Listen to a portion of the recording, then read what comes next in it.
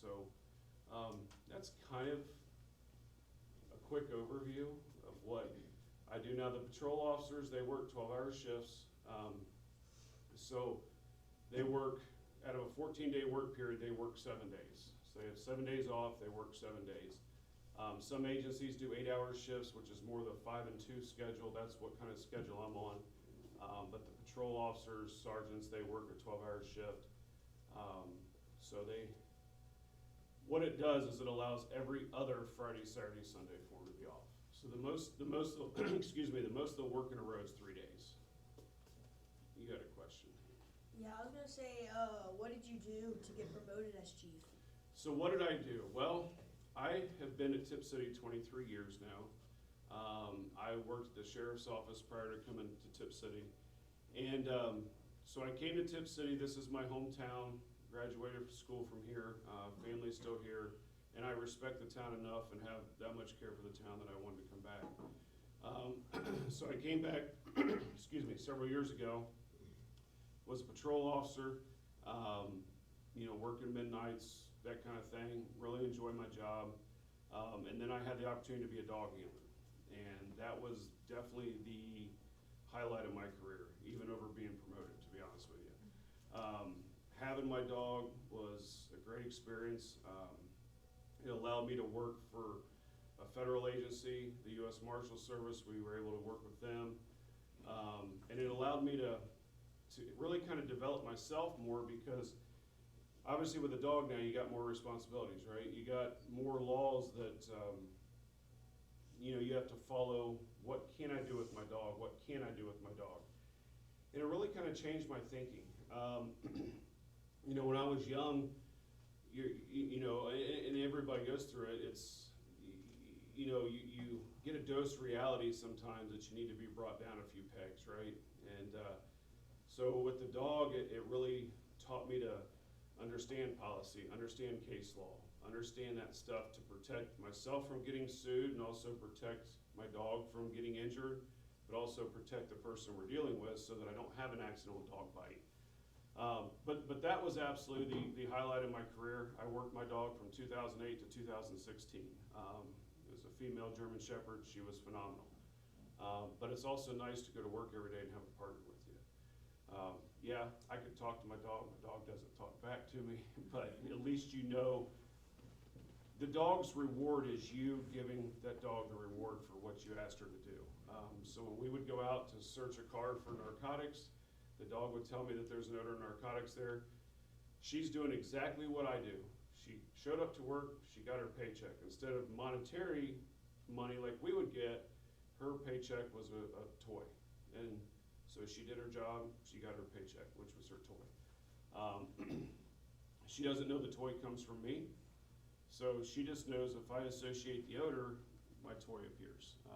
And actually her toy was something like this. It was a piece of milk hose that would mysteriously fall right out onto the ground, and she's excited. So tracking with the dog, learning the different variables that can affect the dog's ability to track, all that was new to me, and it takes time. But after a couple years, I would put my dog up against anybody. She was rock solid. So in the process of having a dog, I did get promoted to rank of sergeant in 2011. And because of that, I was allowed to finish with my dog, but then I wasn't allowed to have another dog because of the promotion. So I helped with the other officer who has a dog now, helped her get going with Pasha, which is our current dog. And then in 2019, I got promoted deputy chief. And then in last year, 2021, July, I got promoted to chief. So what did I do? Well, I can tell you this, that when I came into the field, I only had an associate's degree. So I went back and got my bachelor's, did it online, I guess 7, 8, 9 years ago, which was tough.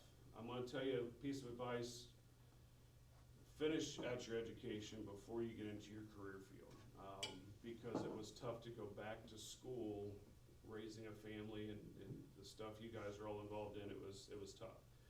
So once I finished my degree, I went back to, there's a course in Ohio called CLE, which I'm CLE certified, which is Certified Law Enforcement Executive. It's a 14-month program at the Ohio State Highway Patrol Academy in Columbus, and I went to that, which then kind of gave me the credentials that I needed to be a chief.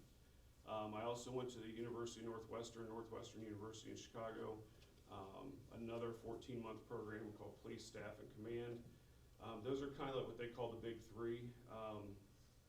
There's one at FBI Academy, the one at University of Louisville, and then Northwestern. So I went and completed that in 2019, and then basically it was kind of through succession.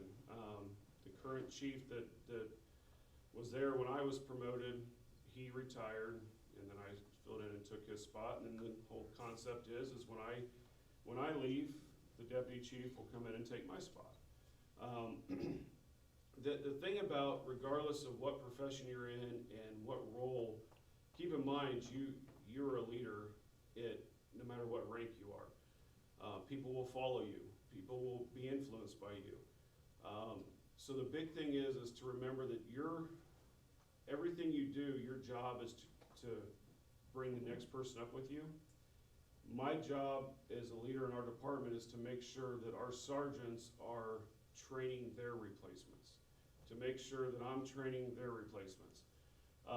So we just got to make sure that we're always bringing the person up. Some people get kind of selfish and protective of that, like don't step in my rice bowl kind of concept, but the whole concept is you're failing everybody if you're not training them to replace you.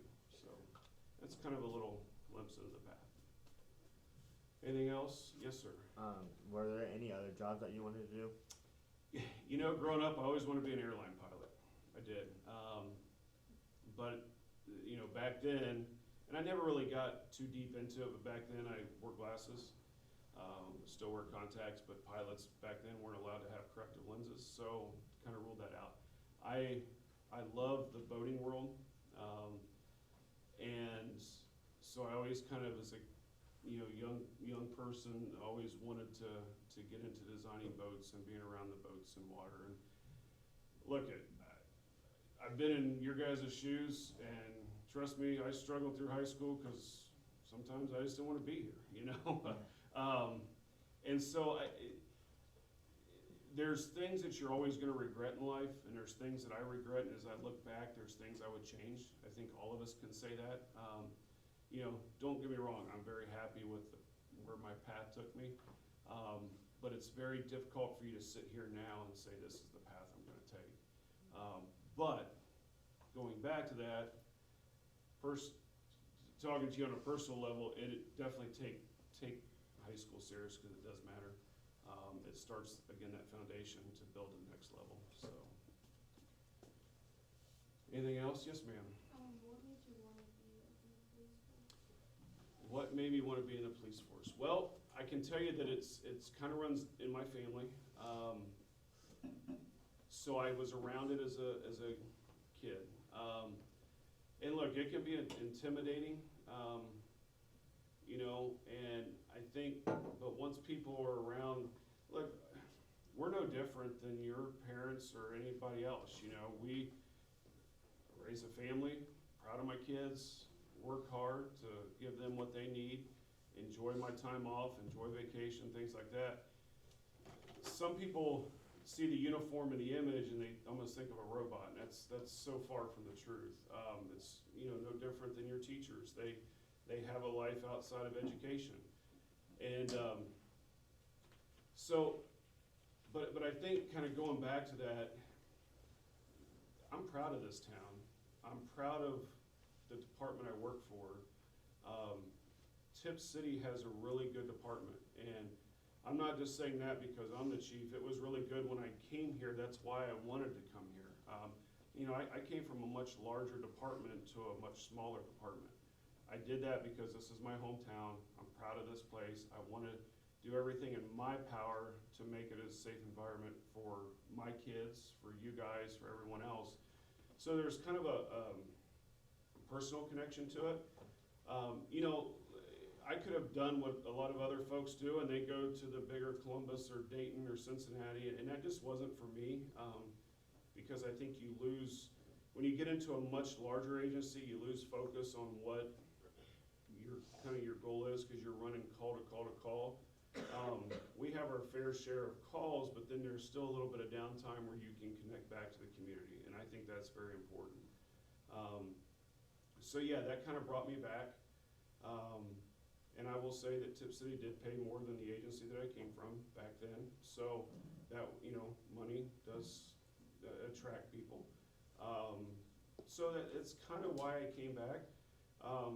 Look, I can give the cliche to protect and to serve, and that is true, but I also had a hometown connection, which was important to me.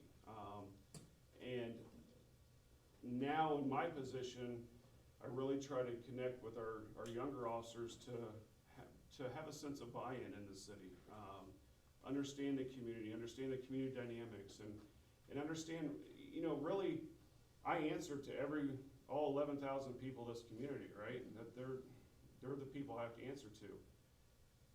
I understand, look, like I said it before, you're not gonna please everyone, but I understand what people want and what kind of community they want, and that's our job to make sure that happens. Anything else? I'm sorry to bore you guys. Like I said, it was short notice, so. You can push.